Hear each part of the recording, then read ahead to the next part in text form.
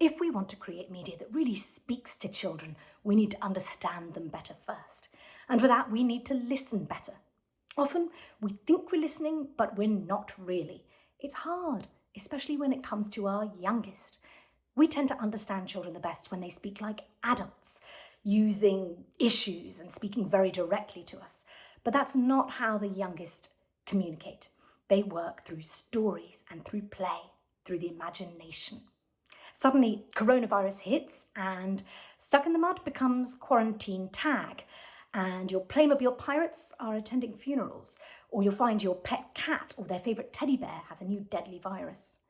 This is how children understand and grapple with the world around them, how they process things that are going on and communicate back out to us what matters to them. I see it all the time on the stories shared with me on Fabled. So we need to meet kids where they are in the land of make-believe.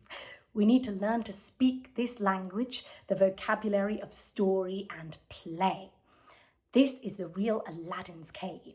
If we uncover it, this is how we can really connect with and better understand young people. And that connection works for families as a whole as well. It helps us with the parents who are part of our audience too, and who are also longing for that connection. This fantastic lineup of contributors, and we've got a really fantastic lineup, are here to explain more to you about that. They're going to show you the wild and brilliant gold you can uncover when you listen more to kids' stories, and they're going to give you some really concrete ways and tips and tricks for doing that better, how to listen more and better.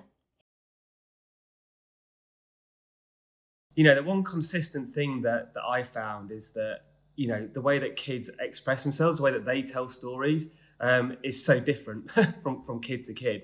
How they view a piece of content and articulate it is intricate and really detailed. But the one key thing that I always find is always related back to something in their life, whether that be a relationship or a place or a piece of content that they've consumed. So actually, when you're trying to get them to tell stories and to think about what that story means to them, the key thing is they're able to relate it to them, how they think, who they are, what their life is. And I always think it's really interesting because you see commonalities across kids, but you also see all those nuances in the experiences that they've had. So very similar to how an adult would tell a story. I suppose my experience comes from years of observing children in lots of different settings, but particularly in a nursery setting where I'll see children wandering from activity to activity and really being quite, sort of in my profession, being quite curious about the words and the language they use, hearing that a lot of it at this stage is around storytelling. So it's around how they are thinking about the world, how they're relating to each other. And really, there's a way in which I feel, as an observer, they're sort of luxuriating in the language that they're beginning to learn and feel that they're sort of mastering. So they will be playing with words in different ways, not necessarily in the way in which adults speak, but certainly playing around with words to see how they feel, how others react to them, and in a way just really basking in the glory of having this new way of communicating with new friends in this new setting. I write because I feel like it gets all of your feelings out in a way that you can't really say. So I think that you can explain a lot more by writing.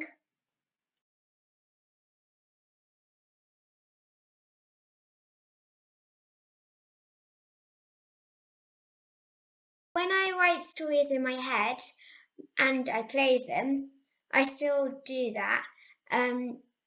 I kind of thought up a story and then I played, made it up as I went along. So I just played what I kind of felt like would be a good storyline.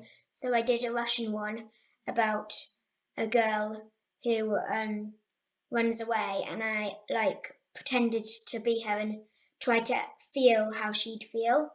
What I've discovered is that imaginary friends are very functional in lots of ways, but one of the big functions is storytelling. It's a vehicle for storytelling. So children like to say what their imaginary friend has been up to.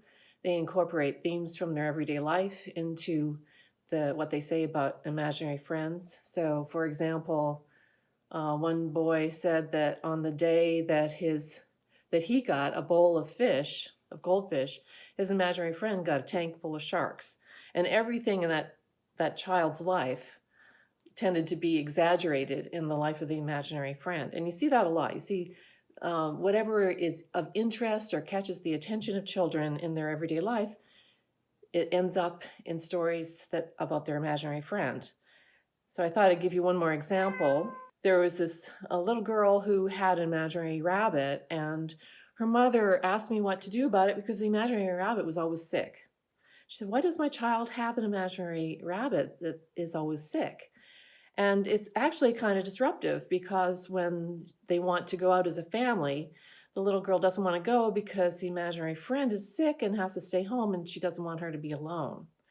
And this mother was saying, "Well, I want to encourage my child's imagination, but this is crazy. I mean, what should I do about this?" And so I suggested that they create another imaginary friend to stay home with the sick one. And that turned out to be just fine. Then she was happy to go with the family. But then I asked the mom, "Well, why do you think your imaginary friend is sick all the time? Is there anybody sick in your family?" And she said, "Well, the grandmother had recently been diagnosed with cancer, but they hadn't told the little girl about that. She didn't know about it." And so I said, "Well, I think maybe she knows. I think maybe she's heard about it." And it turned out she had. And so they hear about things, they are thinking about things like bad behavior. A child at preschool is always saying bad words, and all of a sudden the imaginary friend has a potty mouth. They kind of explore or think through things in their own life and in the life of the imaginary friends. One boy we interviewed told us about his paracosm named Abixia. It was a world that set in the 1940s. It was inhabited by soldier cats, and there was just a lot. There was a geography, a religion, you name it. It had a god, a horse god named Ott. So carrots were sacred. And another thing that was sacred on Abixia was Swiss Army knives, because this little boy was really interested, like many boys or children, in Swiss Army knives. And so Swiss Army knives were sacred on Abixia. And there was this whole creation story about Abixia in which the god Ott had carved Abixia out of a special attachment to a giant Swiss Army knife. And although it was Abixia is on a planet that's far away, but another little boy had a planet called Rontuia, and they were set in the future, and it was possible to do interplanetary travel. So the Abixians would enlist the help of the Rontuians to get to Switzerland for pilgrimages, to get Swiss Army knives, to bring them. And all of this was because the child was so interested in Swiss Army knives. So all this story about Swiss Army knives on Abixia had to do with this interest. And other things, more passing interest, is if he started to learn about a new food that he liked, he would add it to the army rations on Abixia. Or when his mother got a new necklace, it became one of the crown jewels of Abixia. So this just went on and on. And so you can see how this pretending just sort of incorporates things from real life. And you see that over and over again, both in the imaginary friends of younger children and in the paracosms of older children. Well, when I was younger, I used to play books. So I'd make up a story and then kind of make it into a play, but play it myself.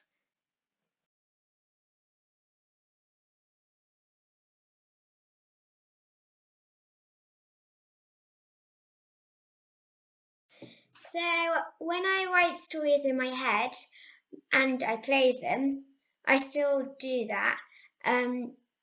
I kind of thought up a story and then I made it up as I went along. So I just played what I kind of felt like would be a good storyline. So I did a Russian one about a girl who runs away, and I pretended to be her and tried to feel how she'd feel. I think one of the complications for us as adults is, wanting to move children on in their education and their sort of capabilities, much too quickly. And that what we need to do is to take time to listen to what they're saying. I think we can all be a bit sort of, wanting to sprint before we've really mastered running. A bit like saying, I want to get fit and going to the gym and being very disappointed you haven't got muscles the next day. All of this takes practice. So it's also quite ordinary, I think, to be a bit impatient to move children onto the next stage. But what I found, and what I think is really important, is that listening and having the patience to slow yourself down as an adult is really important, because what you begin to pick up on, particularly when listening to very young children, is something about the developmental stage that they're in. So, for very young children who are recounting stories, playing with their toys about caring and loving and looking after their teddies and their dolls or whatever it is, they're beginning to tell us something about what it feels like to be loved and cared for, because these are at the forefront of their minds. And then I think as they get slightly older and you hear them talking about, this was a very scary situation and what did the person do? And, they'll come up with a million scenarios for dealing with anxiety, that then talks to, the very big task that children have very early on about separating from their parents, and what separation anxiety might look and feel like. So the whole time, I think, as adults, we are looking out for the clues that tell us something about the developmental stage that a child's at, because they are practicing having to learn to live with these new realities as they are engaging in play and being at school. So stories really do correspond to the sorts of feelings that children are having in that moment, but also what they're learning about the world. So they're learning that as they get older, these new feelings, these new emotions are things that they've got to confront and master in some way. That we should be spending more time listening to young people and how they view problems and how they view the world around them. Historically in research, we've spent so much time asking kids to step out of their world into an online survey, into a focus group testing facility, and really kind of like taking them and kind of yanking them out of their world and going, right, come into the adult world now and talk to us about your experiences. I think that has completely changed. The research methods that are being used nowadays are much more focused on getting more into their world and talking to them. There's been some great researchers that I've worked with over the years who go into homes. Now we're using remote testing. We're giving kids activities to do at homes. So rather than taking them out of their world and putting them into our world to tell us about their world, we're finding methodologies, we're finding techniques that allow us to go into their world. And most importantly, we're not just sitting there asking them questions. We're allowing them to talk about stuff that matters to them. I think that's really, really key. The second thing I'd add to that is that kids talk well to other kids. Having one adult talking to one child, an adult that perhaps doesn't know one child, is one thing, but having like a group of kids together, three friends talking about their experiences on social media or their favorite show they love or what they love about playing Minecraft, having kids talk together is also hugely valuable, because you're actually hearing them talk naturally about their experience rather than just sitting there and talking to an adult or showing an adult their world. I think part of the challenge when we're creating content or thinking about children is that we don't want to, create something that's really for a 2 or 3 year old, but put it in a version that really suits a 7 or 8 year old. So we want to be able to give children an opportunity to really feel that we know what it's like for them to be 2 or 3, or whatever age we're sort of intending to direct this content at. But also, I think it's an opportunity for adults and parents to really reimagine for themselves, as they're with their children, what it was like to be 2 or 3, the sorts of challenges that were being faced at that point, so that connection can really be quite affirming for children to know that somebody's trying to make some meaning of the feelings that they're having. Maybe reading and writing more, just expressing their feelings and understanding how children feel. The research, methods that I've always used, and that the great researchers that I've worked with have always used, and listening to kids tell stories, have always been focused on very much, the whole picture. So not just like what they're saying, but listening to kind of like what they're not saying, looking at their body language, looking at what they might say to someone else versus what they say to you. Also using, creative techniques. So, when we're talking to kids, like using props, like, maybe they finish a comic or we use building blocks with younger kids. So really giving them kind of tools to be able to tell their story, I think, is key. We've been interviewing children about the contents of their imaginations, the things they think about and dream up for a lot of years. And we've made a lot of mistakes along the way and corrected them. And I think one big thing is to not lead the interview, to have respect for what the child comes up with and realize that they can come up with anything right on the spot, right there. And so if you start to show too much interest or too much excitement about something they're talking about, they'll just elaborate on it and go for it. And although that's interesting in and of itself, we wanted to know about the pretending that was part of their everyday life. So we didn't want to do that. So we had to be very careful. We learned that you can't say good or great after a child's response. And that's the natural thing to say.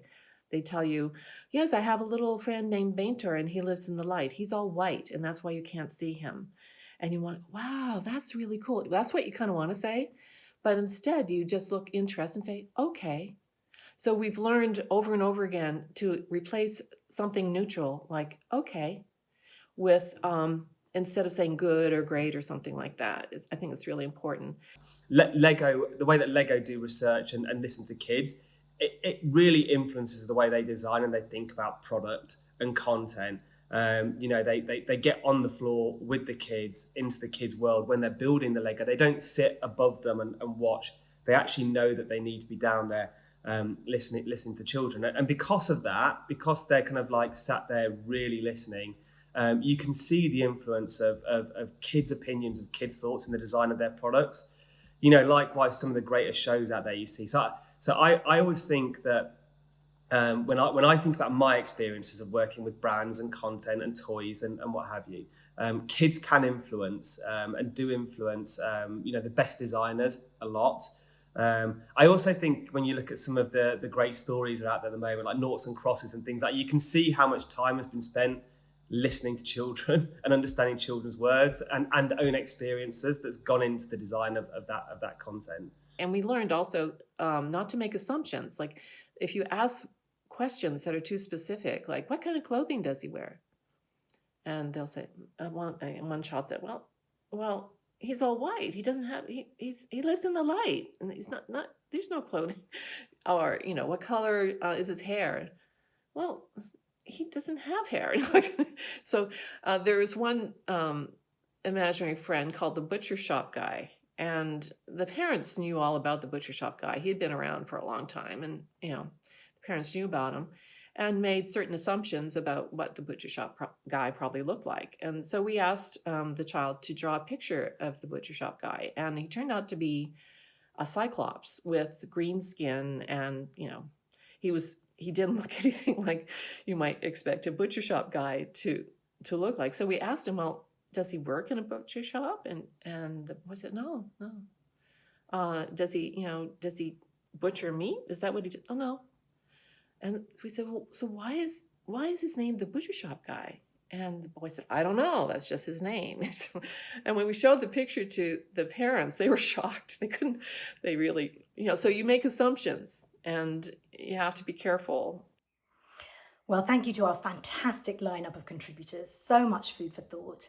My main takeaway, I think, is that there are so many creative ways of listening better to children, but first and foremost that we need to get down on the floor with them, both quite literally and in the floor of their imaginings. So I would urge you all, travel to Abixia, meet the horse god, introduce yourself to that imaginary friend who lives in the light bulb, jump into that Russian character in the story, get under their skin, be at the nursery gates as they're saying goodbye and grappling with the stories of what that separation means. Yes, let's get involved. Listen better. Stop forcing the kids to shout to us by making them speak in adult ways. Let's meet them where they are. Listen with your heart ear. It's good business sense, but it's good human sense too. And on that note, I leave you with a wonderful poem from Viola. Thank you to her and to all of our contributors and to you for tuning in. They swirl like a tornado through the fir trees. They light up the dark with amber light lanterns. The dark green and gold blur my vision. The rush of the river behind me wakes me from my daze. The moon hides, jealous of their light. I stumble over sticks and twigs, squirrels parting my path. An owl hoots, and I rustle the dead leaves on the forest floor. The mist loses me, and the fireflies guide me home.